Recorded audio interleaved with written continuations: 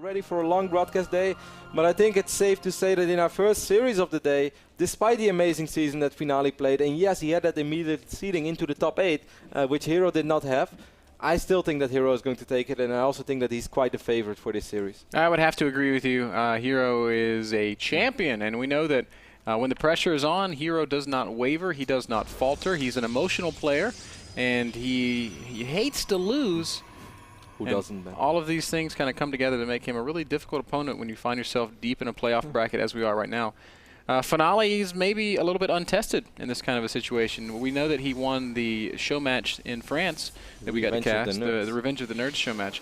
But we are like the only people in the world who know that, by the way. Yeah, it's like us and the 200 or 300 people that managed to keep up with our stream, which kept constantly crashing, which was completely our fault, by the way, guys. Yep. Even we make mistakes, man. Back then we were still new, trying to settle in our new lives in the US, and we had a very unstable connection. We casted a tournament, but it didn't grow very well. Actually, we had more than 200 or 300. We had like 2,000. Yeah, it was maybe 3,000 to 4,000 is what it was really more like. Yeah, it should have been more.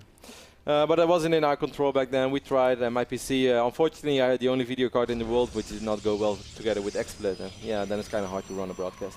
Anyway, guys, you guys know how much I love PvP, Ben. I also know that HerO loves PvP. Everybody loves watching his Blink Stalkers. We casted his semifinals very recently. Yes, we did. At the DreamHack Winter, where he played against Munchie. The Austrian Protoss player, HerO, looked good. He lost a game, which was the Phoenix against Phoenix game on Metropolis. But overall, Ben, he looked good. He had an excellent read on the matchup. He was just being HerO, man, just playing good StarCraft. You know, I feel like we look at HerO's play and we say, HerO's a great player, he's good in all these different ways, but he's susceptible to sometimes losing in PvP. But on the other side of that, I think he's so good in PvP. It's like, does that make any sense? Like, yeah, it does. Sometimes he gets upset, but in general, his PvP is just ridiculously solid. I think a lot of people agree with you, Ben. People have always looked up to HerO for his PvP.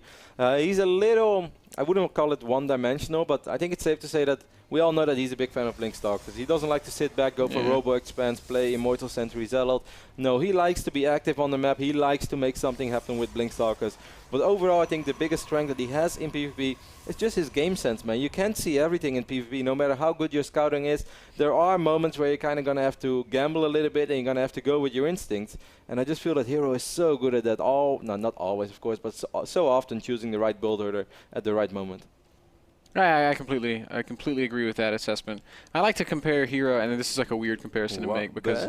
Sorry, mate. 1 sec. But I love this build from Finale. He's gonna go for the 1-gate Expo with just 1 Zealot, and then he's gonna make the Sentry. This is the I like to call it TT1's build because I really feel that he was the first one to do this, Ben.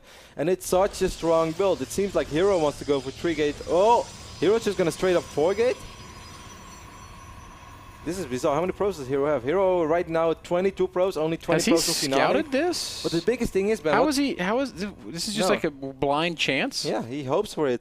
But you know what? This might be very strong. Yes, he will most likely be able to force a cancel on this Nexus. But if Finale positions himself well and he stays on top of the ramp, he can sacrifice this Nexus and still be ahead because he's going to be the player with superior attack. Yep. And there's not going to be any high ground vision for HerO. So yes, HerO might kill this Nexus. But is he actually going to be able to get on top of the ramp? If not, I still think that Finale is going to be in great position. Even if HerO kills the Nexus, he's going to be behind in probe, he's going to be behind in tech, and all that Finale really has to do is sit there and hold that ramp, force field until he can get, you know, an Immortal or two, something like that. I mean, with the 1-gate Robo build, you're going to get Immortals out oh so quickly. I'm pretty sure, he's going to go with Observer first. Well, it's going to give him some more information. He's going to see these heroes, and he's like, well, probe as well. Is he going to cancel it or not? He is not going to cancel it, so he's... Well, Ben, I would say 99% sure to lose this Nexus. But hey, even if he loses the Nexus, I don't think he's necessarily behind. All going to come down to the execution from this point forward. Finale's got to hold this ramp. He is already backing up as if realizing his peril. A couple of probes are going to go down here. Oh, he has to kill that probe. He really has to kill the probe right now. Oh, my God. Oh, my God. This is quite bad. Oh, no. Now 2 pylons are down. It's going to be almost impossible for sentries to kill the pylons. Oh, kill this pylon. He's not focusing it. He's going to work on it right now. This is over. This is over. You've got high ground warp-ins. These Zealots are never going to die. Stalkers from the low ground will eventually get through. He has one more force field. He's going to drop the force field right now. He needs more sentries, man. He needs more force field. If those stalkers get up, it is absolutely over. He's not going to get any additional force fields. I think you're right, Ben. As White say, it's GG. It's GG. One more force field does go down. Single stalker squeezing through. This Immortal has to be microed perfectly, but unfortunately, HerO has 4 gates. He can just warp in on top of this ramp indefinitely. Now the 5 stalkers that were stuck in the natural have gotten through. Immortal is being microed very well though, but there are so many stalks for HerO. The Immortal does fall, so now Finale is in even more trouble. This is the only pylon powering these 2 gates. So if this pylon falls, Ben... Oh, and even if it doesn't fall, the unit count is just way, way too strong in HerO's favor. Finale knows it. GG gets called. And that's a very quick game number 1. Yeah, it couldn't be much quicker than that. Very sloppy execution by Finale. I mean, we can analyze this all we want. Some people might say, hey, this build seems really stupid. It's actually not a stupid build, guys. It's a very good build. I think it's one of the strongest builds out there. I have a lot of trouble dealing with it. But yes, if you get 4 gated, you want to hold your ramp. You might say, okay, you might lose that Nexus, 400 minerals. Pretty big deal. Not the end of the world. If you have more probes, if you have 1 gate robo and you get 2 additional probes, you might get contained for a little bit, but there's no Twilight, there's no robo on the other side. So you're still quite okay, even when you lose that Nexus. But yeah, if you're going to give up high ground vision, a HerO, of course, the amazing play that he is, immediately drops 2 pylons, realizing that there is almost no DPS in a 1 Zealot and 2 sentries, and the Zealot is even under fire from those stalkers on the low ground. Just sloppy by Finale, man. And that's another important point. If you make a mistake against a player of HerO's caliber, you're not going to come back from that. HerO will kill you if you give him the opportunity to do so.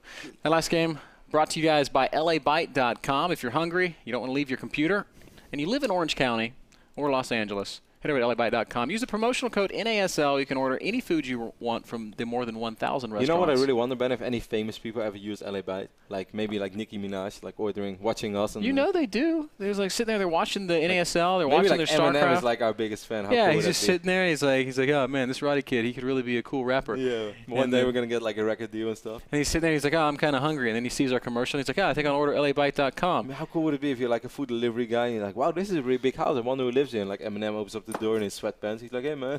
He's like, hey man, I just saw the Pazuki challenge. I'm gonna try it myself. He gets like a Pazuki for $12. He gives 100, keep the change. He's like, oh my god, I love you, Eminem. I know it'd be good. Okay, well, that was a hell of a rant. We're going to play a short commercial. We'll be right back with game number 2.